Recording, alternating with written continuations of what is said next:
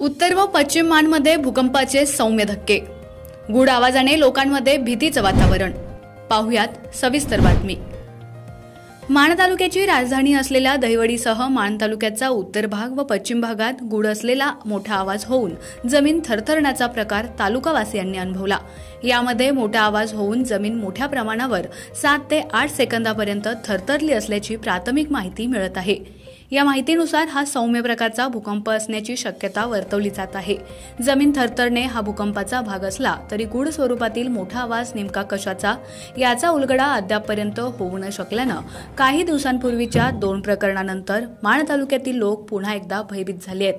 माण तालुक्यातील कुळकजाई, कळसकरवाडी, बोथे, श्रीपालवन, वारुगड, टाकेवाडी, तोंडले, बिजवडी, मोगराळे, शिखरशिंगणापूर, मोही, थदाळे, वावरहिरे, पांगरी, बिदाल, आंधळी, मलवडी, महिमानगड, पिंगळी, दहिवडी, गोंदवले, रानंद, शेवरी या भागातील लोकांनी मोठा आवाज होऊन जमीन थरथरण्याचा प्रकार अनुभवला।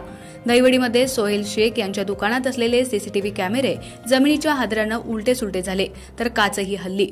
तसेच दहिवडीमध्ये मोठ्या इमारतीमध्ये 2 आणि 3 नंबरच्या मजल्यावर राहणाऱ्या लोकांनाही धरणीकंप जाणवला।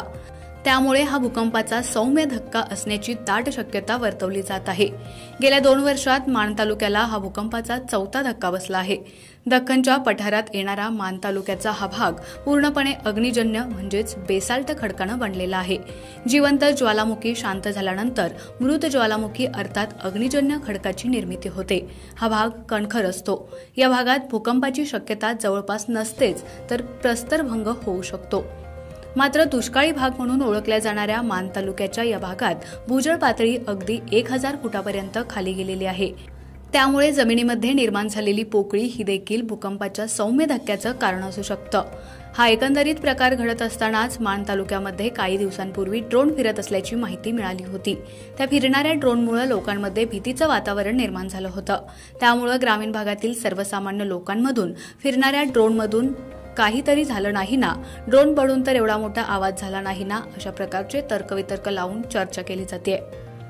हा प्रकार जाणून घेण्यासाठी माण तालुक्याचे तहसीलदार विकास अहिर यांना संपर्क करण्याचा प्रयत्न केला असता त्यांनी फोन न उचलल्यामुळे संपर्क होऊ शकला नाही। आपला आवाज न्यूज नेटवर्कसाठी एकनाथ वाघमोडे, दहिवडी।